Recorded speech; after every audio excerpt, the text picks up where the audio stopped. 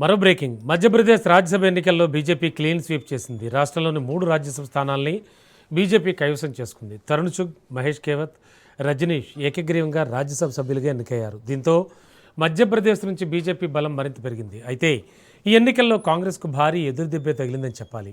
కాంగ్రెస్ అభ్యర్థిని మీనాక్షి నటరాజన్ నామినేషన్ అఫిడవిట్లో సమాచారం దాచారన్న కారణంతో తిరస్కరించబడింది. టెక్నికల్ ఇష్యూస్తో ఆమె నామినేషన్ రద్దు కావడంతో కాంగ్రెస్ పార్టీ ఒక సీటును కోల్పోవాల్సి వచ్చింది. ఈ నిర్ణయంపై కాంగ్రెస్ తీవ్ర అభ్యంతరం వ్యక్తం చేస్తూ సుప్రీంకోర్టును ఆశ్రయించింది.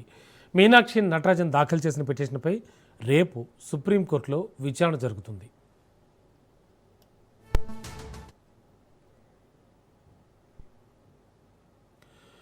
చూస్తూ ఉన్నాం బ్రేకింగ్లో. మధ్యప్రదేశ్ రాజ్యసభ ఎన్నికల్లో బీజేపీ క్లీన్ స్వీప్ చేసింది.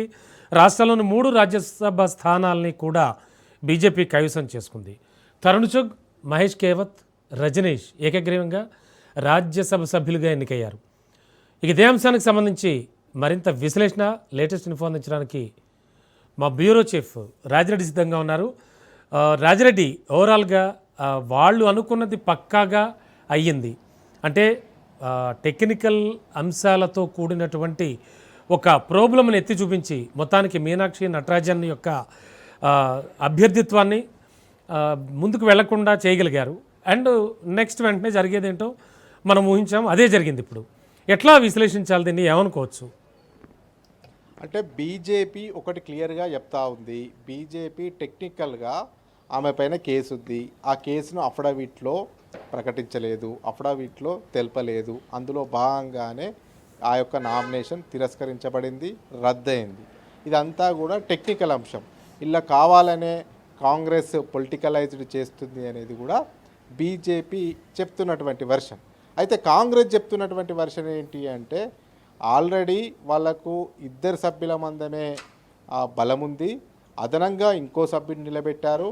మొత్తం చూసుకున్నట్టయితే మధ్యప్రదేశ్లో రాజ్యసభ అభ్యర్థులను బీజేపీ 3 నిలబెట్టింది. కానీ బీజేపీకి సంఖ్యాబలంగా కేవలం 2 మాత్రమే బలం ఉంది.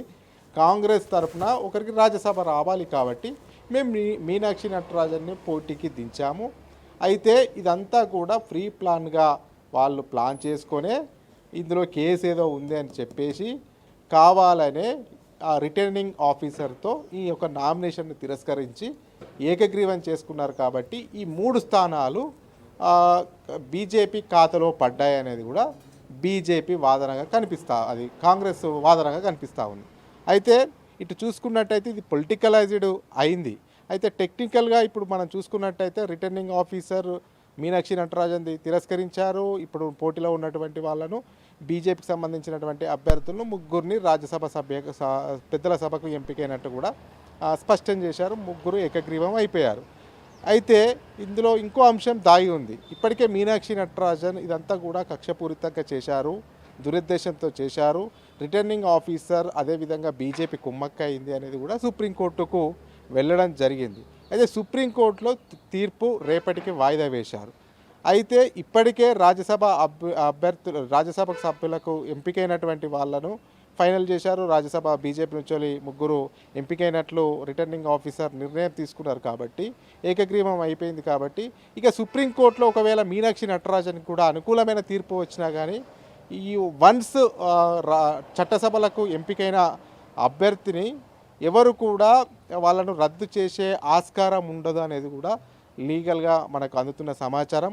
కాబట్టి ఇప్పటికే వీళ్ళు 3 బీజేపీకి సంబంధించినటువంటి అభ్యర్థులు రాజ్యసభకు ఎంపికయ్యారు. కాబట్టి ఒకవేళ మీనాక్షి నటరాజన్కి అనుకూలంగా తీర్పు వచ్చినా కానీ ఏం చేయనటువంటి పరిస్థితి అయితే నెలకొందని చెప్పుకోవచ్చు రమణబాబు. అయితే ఇప్పుడు బీజేపీ మధ్యప్రదేశ్లో 3 రాజ్యసభ స్థానాలను బీజేపీ ఖాతాలో వేసుకోవడంతో బీజేపీ సంఖ్యాబలం పెరిగిందని చెప్పుకోవచ్చు. ఆమె కేసులో మధ్యంతర ఉత్తర్వులు ఇవ్వడానికి సుప్రీం తిరస్కరించింది అనేది కూడా తెలుస్తూ వస్తోంది. అంటే రాజ్యాంగ వ్యవస్థల తీరు అప్రజాస్వామికంగా ఉందని కాంగ్రెస్ వాదిస్తోంది. అసలు ఓవరాల్గా ఎలా చూడాలి అంటే ఇంకా కాంగ్రెస్ ఏమైనా చేయగలదా, అసలు ఏదైనా నెక్స్ట్ స్టెప్ తీసుకోగలదా? అంటే వన్స్ రమణబాబు ఎవరైనా చట్టసభల్లో ఎంపికైనటువంటి అభ్యర్థి ఎవరైనా ఎంపికైతే ఇప్పుడు ఫర్ ఎగ్జాంపుల్ బీజేపీకి సంబంధించి ఇద్దరే అభ్యర్థులు ఎంపిక కావాలి. ఈ మీనాక్షి నటరాజన్ నామినేషన్ను తిరస్కరించారు, నామినేషన్ రద్దయింది. బీజేపీకి సంబంధించినటువంటి అభ్యర్థి ఎంపికయ్యారు. అందులో టెక్నికల్ ఇష్యూస్ ఉన్నాయని రిటర్నింగ్ ఆఫీసర్ ఆ నామినేషన్ను రద్దు చేశారు. లేదు ఇదంతా కక్షపూరితంగా చేశారు, రిటర్నింగ్ ఆఫీసర్ను బీజేపీ కుమ్మక్కైందని కాంగ్రెస్ సుప్రీంకోర్టు తలుపు తట్టింది. అయితే అంతకుముందు సుప్రీంకోర్టు తీర్పిచ్చే ముందే ఇక్కడ జరగవలసిన నష్టం జరిగిపోయింది. రాజ్యసభకు సంబంధించినటువంటి ముగ్గురుని బీజేపీకి సంబంధించినటువంటి అభ్యర్థులను ఎంపిక చేశారు.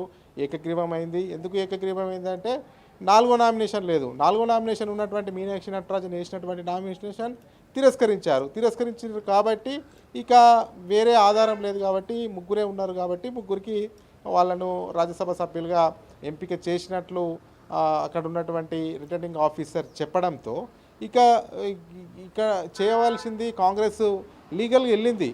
లీగల్గా ఇదంతా కూడా రాజకీయ కక్ష సాధింపు చర్యలో ఉంది. బీజేపీ అదే ఎన్నికల కమిషన్ కుమ్మక్క అయిపోయి ఇదంతా చేసిర్రు, అంత రాజ్యాంగాన్ని భ్రష్టు పట్టిస్తూ ఉన్నారు, ప్రతిపక్షాల గొంతు నొక్కుతున్నారు. అదేవిధంగా ప్రతిపక్ష పార్టీలు ఎక్కడైనా పోటీ చేస్తే వాళ్ళ నామినేషన్లు తిరస్కరిస్తున్నారు. ఇదంతా కూడా రాజకీయ దురుద్దేశంతో చేస్తుంది బీజేపీ అనేది కూడా కాంగ్రెస్ గగ్గోలు పెట్టింది. సుప్రీంకోర్టును ఆశ్రయించింది. సుప్రీంకోర్టుకు కూడా దాన్ని ఏంటంటే రేపటికి వాయిదా వేసింది తీర్పును. ఈ యొక్క నేపథ్యంలో అంతకుముందు ఇక్కడ ఈ యొక్క ముగ్గురు బీజేపీకి సంబంధించిన వాళ్ళను రాజ్యసభ సభ్యులుగా ప్రకటించడంతో ఇక సుప్రీంకోర్టులో ఒకవేళ ఈమె నామినేషన్ ఒకసారి పునర్పరిశీలించాలి అని చెప్పినా కానీ ఆల్రెడీ ఇక్కడ జరగవలసినటువంటి నష్టం జరిగిపోయింది కాబట్టి ఒకసారి చట్టసభల్లో ఒక వ్యక్తిని ఎంపికైన తర్వాత చట్టసభకు అసాధారణ పరిస్థితులు తప్ప మళ్ళీ అతని సభ్యత్వాన్ని అయితే రద్దు చేసే అవకాశాలు లేవనేది కూడా లీగల్ ఎక్స్పర్ట్ చెప్తున్నటువంటి అభిప్రాయం అయితే మనకు కనబడుతుంది Ramana Babu. Okay, thank you Rajireddy.